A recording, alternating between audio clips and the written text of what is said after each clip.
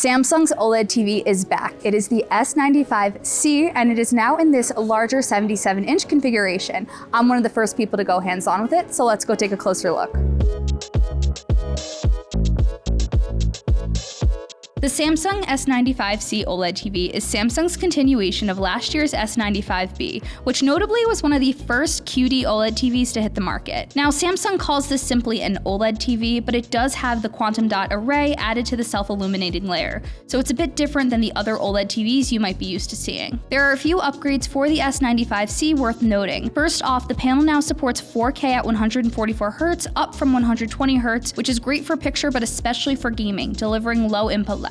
Pair that with FreeSync Premium Pro, and we could be looking at one of the top gaming TVs of the year. Of course, we'll have to test that along with color accuracy, color reproduction, and brightness in the lab before coming to any conclusions. But speaking of brightness, Samsung says the S95C is brighter than the S95B.